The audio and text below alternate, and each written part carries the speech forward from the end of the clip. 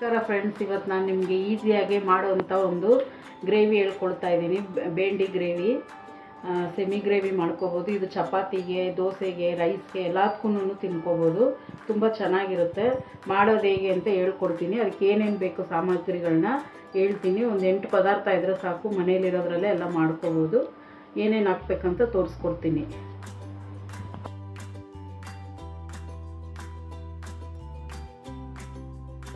Gas on ಮಾಡ್ಕೊಳ್ಳೋಣ. ಒಂದು ಬಾಣಲೆ ಇಟ್ಕೊಂಡಿದ್ದೀನಿ. ಬಾಣಲಿಗೆ ಸ್ವಲ್ಪ ಆಯಿಲ್ ಹಾಕ್ಕೊಳ್ಳೋಣ, ಬೆಂಡೆಕಾಯಿ ಫ್ರೈ ಮಾಡೋಕ್ಕೆ.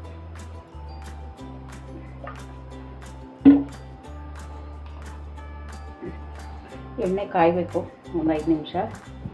ಈಗ ಎಣ್ಣೆ ಬಿಸಿಯಾಗಿದೆ, ಅದಕ್ಕೆ ಬೆಂಡೆಕಾಯಿನ ಹಾಕ್ಕೊಳ್ಳೋಣ. ಇವಾಗ ಇದಕ್ಕೆ ಒಂದು ಅರ್ಧ ಸ್ಪೂನು ಟರ್ಮರಿಕ್ ಪೌಡ್ರ್ ಹಾಕ್ಕೊಳ್ಳೋಣ. ಯಾಕಂದರೆ ಅದು ಅಂಟಂಟು ಲೋಳಿ ಕಟ್ಕೊಳ್ಳುತ್ತಲ್ವ, ಅದಕ್ಕೆ ಇದು ಹಾಕೋದು ಫ್ರೈ ಮಾಡೋಕ್ಕೆ. ಅದು ಹಾಕ್ಬಾರ್ದು ಅಂತ ಚೆನ್ನಾಗಿದ್ರಲ್ಲೇ ಫ್ರೈ ಮಾಡ್ಕೊಳ್ಳೋಣ. ಸ್ವಲ್ಪ ಇದಾಗಬೇಕು.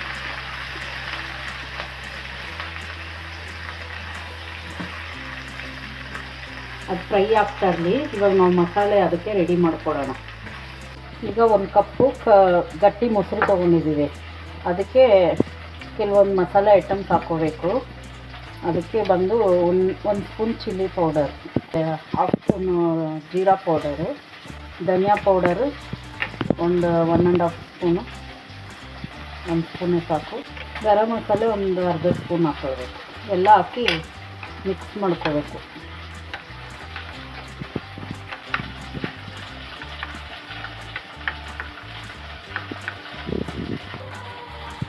ಮಸಾಲೆ ಮಿಕ್ಸ್ ಆಗಿದೆ. ಇವಾಗ ಇಡೋಣ ಸೈಡಲ್ಲಿ. ಈಗ ಬೆಂಡೆಕಾಯಿ ಒಳಗಡೆ ನೋಡಿ ಅಂಟಿದೆ ನೋಡಿ, ಆ ಅಂಟು ಬರಬಾರ್ದು ಅಂತಲೇ ಟರ್ಮರಿಕ್ ಪೌಡ್ರ್ ಹಾಕ್ಕೊಳ್ಳೋದು. ಇದೆಲ್ಲ ಒಂದು ಸಣ್ಣ ಟಿಪ್ಸು. ಆಗಬೇಕು ಚೆನ್ನಾಗಿ. ಎಣ್ಣೆನಲ್ಲೇ ಚೆನ್ನಾಗಿ ಹುರಿದಿದ್ದೀನಿ. ಒಂದು 10 ನಿಮಿಷ ಎಣ್ಣೆನಲ್ಲೇ ಹುರಿದಿದ್ದೀನಿ ಅರಿಶಿನ ಪೌಡ್ರ್ ಹಾಕ್ಕೊಂಡು. ಈಗ ಒಂದು ಸ್ವಲ್ಪ ಸಾಲ್ಟ್ ಹಾಕ್ಕೋಬೇಕು.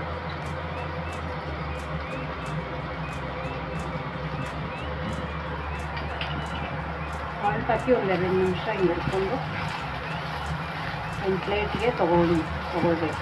ಅದನ್ನು ಬರೀ ಕಮ್ಮಿ ಮಾಡ್ಕೊಂಡು ಒಂದು ಪ್ಲೇಟಿಗೆ ತೊಗೊಂಡ್ರೆ ಅದನ್ನೆಲ್ಲ.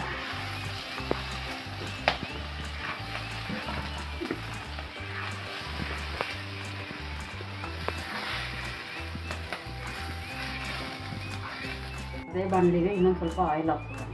ಒಂದು 4 ಸ್ಪೂನಷ್ಟು ಆಯಿಲ್ ಹಾಕ್ಕೊಳ್ಳೋಣ. ಅದಕ್ಕೊಂದು ಸ್ವಲ್ಪ ಜೀರಿಗೆ,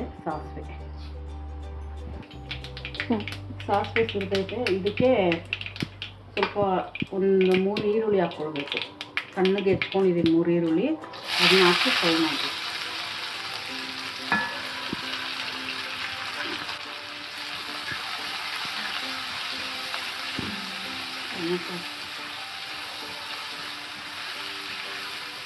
ಚೆನ್ನಾಗಿ ಹುರ್ಕೋಬೇಕು ಈರುಳ್ಳಿನ.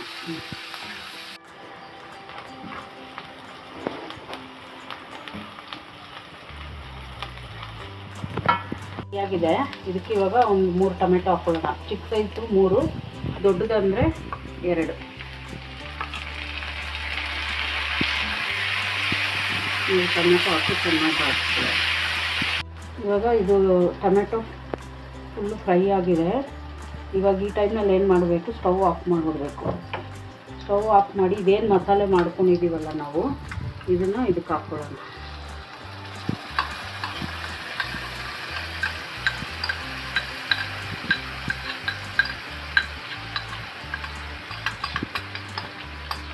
ಅದು ಸ್ಟವ್ ಆನಲ್ಲಿ ಇರಬಾರ್ದು. ಯಾಕಂದರೆ ಇದು ನಾವು ಮೊಸರಲ್ಲಿ ಹಾಕಿ ಮಸಾಲೆ ಮಿಕ್ಸ್ ಮಾಡಿದ್ದೀವಲ್ಲ, ಅದಕ್ಕೆ ಸ್ಟವ್ ಆನಲ್ಲಿ ಇರಬಾರ್ದು. ಅದು ಸ್ಟವ್ ಆಫ್ ಮಾಡಿಬಿಟ್ಟು ಆವಾಗ ಮೊಸರು, ಅದು ನಾವೇನು ಮಸಾಲೆ ಮಾಡಿದ್ದೀವಿ ತಣ್ಣಗಿರೋ ಟೈಮ್ನಲ್ಲಿ ಅದನ್ನ ಮಿಕ್ಸ್ ಮಾಡ್ಕೋಬೇಕು. ಈಗ ಮಸಾಲೆನೆಲ್ಲ ಚೆನ್ನಾಗಿ, ಇವಾಗ ಮಸಾಲೆ ಎಲ್ಲ ಮಿಕ್ಸ್ ಆಗಿದೆ. ಈ ಟೈಮ್ಗೆ ಬೆಂಡೆಕಾಯಿ ಹಾಕ್ಕೋಬೇಕು. ಸ್ಟವ್ ಆನ್ ಮಾಡಿ ಬೆಂಡೆಕಾಯಿನ ಹಾಕ್ಕೋಬೇಕು. ಇದಕ್ಕೆ ಹಾಕ್ಕೊಂಡು ಚೆನ್ನಾಗಿ ಮಿಕ್ಸ್ ಮಾಡ್ಕೋಬೇಕು. ಸ್ವಲ್ಪ ನಮ್ಗೆ ಎಷ್ಟು ಬೇಕೋ ಅಷ್ಟು ಗ್ರೇವಿ ನೋಡಿಕೊಂಡು ನೀರು ಮಿಕ್ಸ್ ಮಾಡ್ಕೋಬೇಕು. ಇದಕ್ಕೆ ಬೆಂಡೆಕಾಯಿ ಬೇಯಷ್ಟು ನೀರು ಮಿಕ್ಸ್ ಮಾಡ್ಕೋಬೇಕು.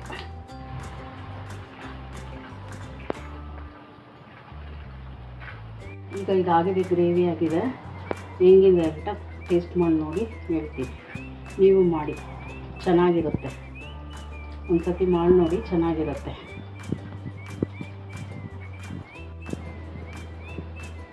ಬೆಂಡೆಕಾಯಿ ಗ್ರೇವಿ ರೆಡಿಯಾಗಿದೆ. ನೀವು ಟೇಸ್ಟ್ ಮಾಡಿ ನೋಡಿರಿ, ನೀವು ಮಾಡಿ ಟ್ರೈ ಮಾಡಿ, ಚೆನ್ನಾಗಿರುತ್ತೆ.